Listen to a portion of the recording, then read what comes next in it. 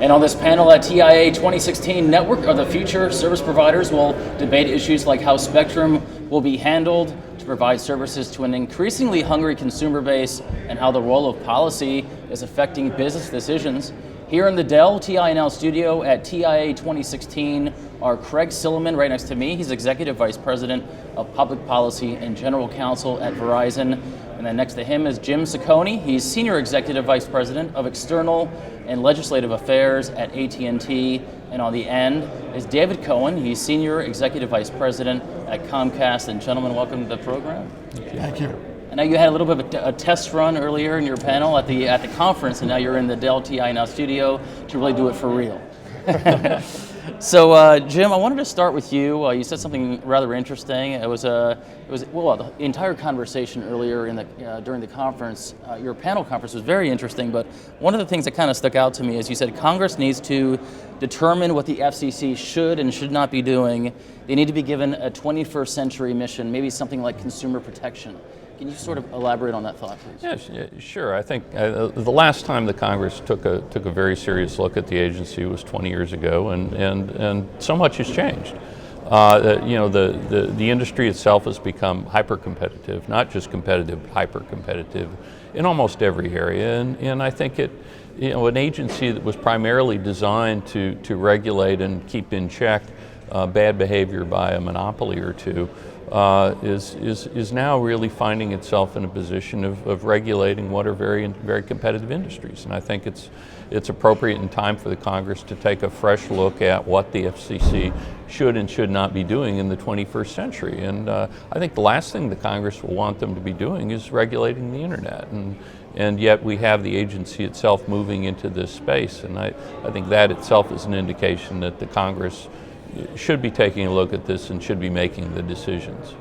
So not that this is debate, I'm not sure, because I don't think there's a lot of disagreement around these issues among the three of us, but I think part of what you've seen is that the Commission has actually been incredibly successful in the original mission that it was given, and as often happens with government bureaucracies and regulatory agencies, once you've accomplished a goal and it hasn't been redefined, there is regulatory drift as the agency continues to look for things that it should be doing that, in our judgment at least, are going far beyond the original congressional authorization and, in fact, going far beyond what's required by the market today.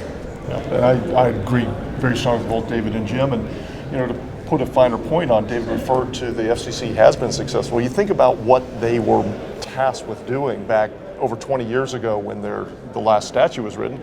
It was breaking down barriers between long distance and local telephony. Hey, mission accomplished. They did a great job, but now you look at things they're doing, which is taking a statutory provision that was meant to keep the local telephone company from looking at your calling patterns to sell you long distance services at an advantage to competitors like MCI, and trying to turn it into a privacy regulation basis for the internet economy. That just doesn't work.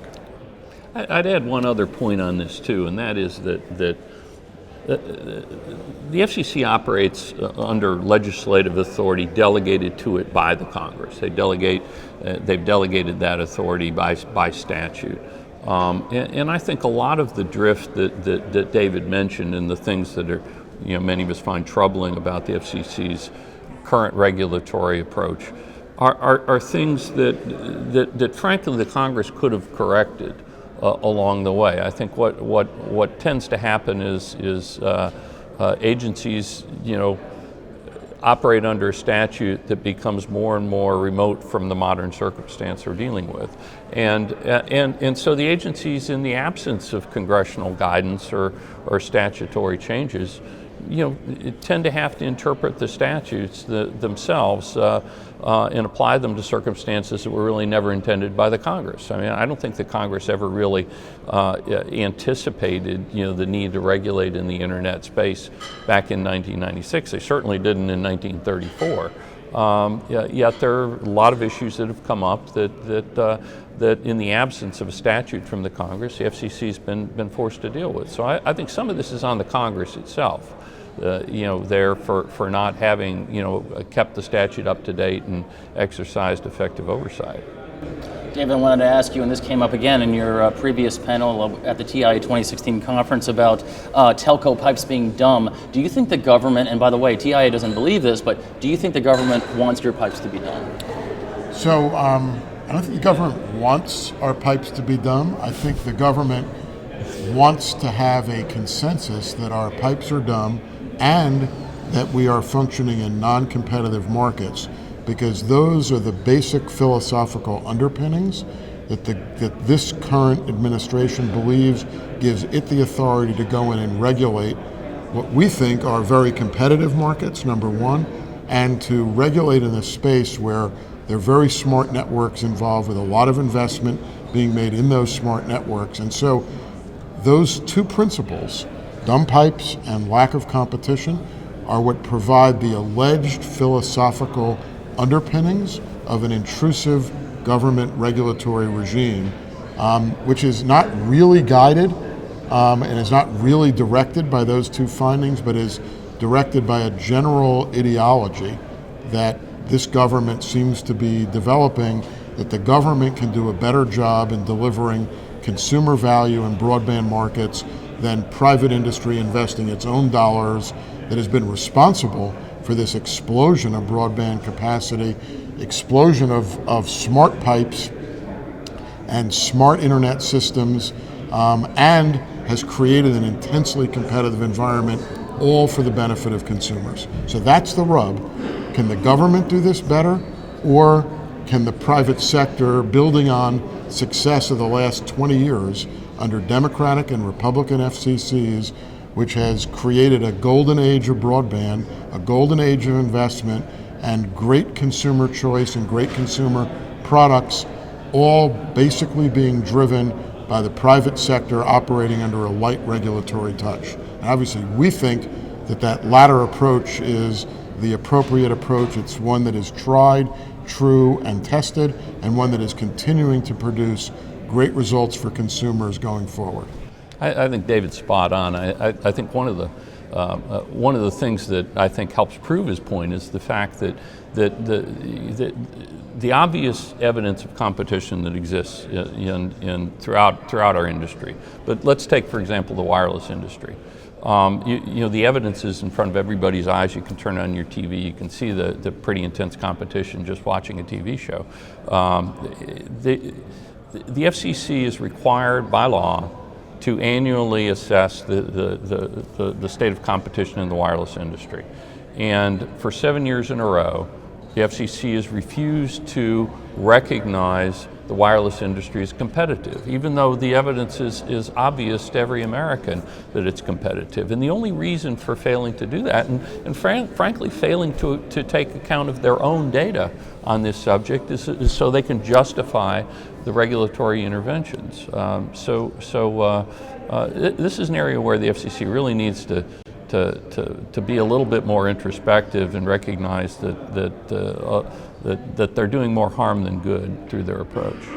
So, Craig, government regulation not a solution to the challenges that you face. Is that an absolute statement, or certainly a role of regulation? Well, certainly the government has a role, absolutely. I agree with everything David and Jim have said, but we talk about spectrum policy.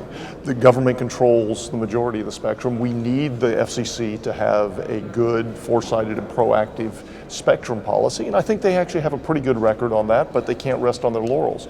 We've been talking a lot here at TIA about 5G and the 5G build-outs. There are a lot of fundamental building blocks for 5G. It's going to be important to have good backhaul. It's going to be important to have good tower siting rules. That's an area where government needs to be proactive in making sure that we don't get tangled up at the local level. And third, we need good spectrum policy. We need the FCC to get out there with some high bandwidth, some millimeter wave spectrum, and get it out in the hands of people who will put it to use for consumers. David, any lessons learned or best practices from previous spectrum auctions, by the way, for this now impending spectrum auction? So I probably better directed to Jim or Craig. I think what I would say is that one of the places where the Commission has had a pretty strong track record over the last 20 years has been in the spectrum space. There have been success after success, and I think that focusing on spectrum needs and spectrum policy, and when we talk about 5G rollout, Also understanding the critical role of infrastructure to underlie sound spectrum policy. I think that's the right way to go. So the FCC does have a real expertise in this space. They have applied it properly, and I think all of us share an optimism that there will be an optimization of spectrum as needed for 5G rollout. And my concern is that the Commission focuses on that, understands the sensitivity and the importance of infrastructure build-out to underlie sound spectrum policy, and does not, through overhanded regulation on the infrastructure side, disincent the private sector from making the investments that are going to be required to be able to have the infrastructure build-out to be paired with that sound 5G spectrum policy. I think we're all a little constrained in talking about the incentive auction because of the bidding restrictions. But I think one of the lessons that should be obvious to everyone is that the auction process for spectrum actually works. It's worked very, very well, and it's worked best when there are fewer restrictions on the openness of the auction. And the auctions themselves have tended to move the spectrum into the hands of those who are able to invest and make the best use of it. And so I think that the evidence of the auction process is actually strong that it works and drives spectrum to its highest and best use. And I think that's a big reason the U.S. has reassumed the lead in areas like 4G and LTE and is ahead of most of the rest of the world in 5G. I wanted to ask all three of you one final question, really the proliferation of the Internet of Things technologies and how that might be changing some of your public policy decisions, or just your daily decisions with this impending technology. And Craig, I'll start with you. Sure. I don't think it's so much changing our public policy positions as simply making us look at a much broader array of issues. And I think the Internet of Things is such a broad issue, it's hard to say that there is one policy answer to it. You could talk about everything from drones to connected vehicles to wearables to smart cities and electric grids, lots of different issues. Having said that, that does not mean that we should have different answers for every specific provision. We want to be careful to have some broad principles in terms of policy, and then be mindful that not all of these Internet of Things solutions have the same issues. Some of them may involve sensitive personal data, many of them do not. And so I think we need to make sure that we are encouraging investment, encouraging innovation in what is a tremendously exciting and promising world, this whole array of IoT solutions.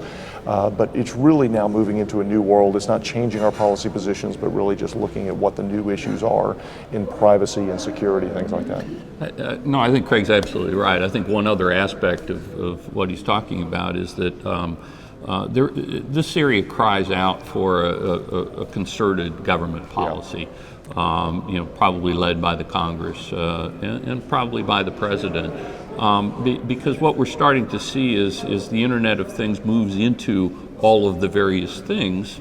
It's moving into areas that are regulated by different entities, and so what we're seeing right now is a form of a land grab underway where each government agency is trying to impose regulations on its particular piece of that landscape.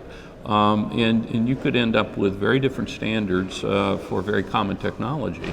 And so this really cries out for, I think, an overall government policy and frankly for some sort of approach that will prevent the bumper cars that's now occurring between the government agencies and all the people trying to build this infrastructure and benefit from it are caught in the middle. So I'll end as I started, which is you're not getting much debate among the three of us. Sorry about that, but I totally agree with what Craig and what Jim said. And the way I look at this from a public policy perspective is that the Internet of Things has at least two layers. One is the broadband infrastructure that enables the Internet of Things to exist, and then the second is everything that is attaching to the broadband infrastructure, the individual things that are the Internet of Things. And I think Craig and Jim properly identified in those individual things that are attaching some of the regulatory challenges, no common answers, need for coordination. I will make what I really believe is the overriding philosophical point about the underlying broadband infrastructure and government policy and regulation, which is the Internet of Things, its development, the exciting nature of its development, is another stark reminder about the importance of a light regulatory touch of the Internet and of broadband infrastructure investments, because it is only through that light regulatory touch that the private sector is going to continue to invest the billions of dollars that are necessary to have that infrastructure in place to enable the Internet of Things to thrive and to grow, and that government has to be incredibly cautious about intrusive regulatory intervention in the broadband infrastructure space out of fear of endangering the ultimate development of the Internet of Things and loads of other policies and programs that are dependent upon a private sector driven broadband infrastructure. Well said. Well said. No doubt there's a number of really interesting and challenging public policy decisions that you guys have to make in the communications technology networking space. David, by the way, thanks for answering the Spectrum Auctions question. I had to point to somebody. You're on the end. You're participating. You can't get to me. So I appreciate that. Jim, it was nice meeting you. And Craig, thank you very much. Great. Thank you.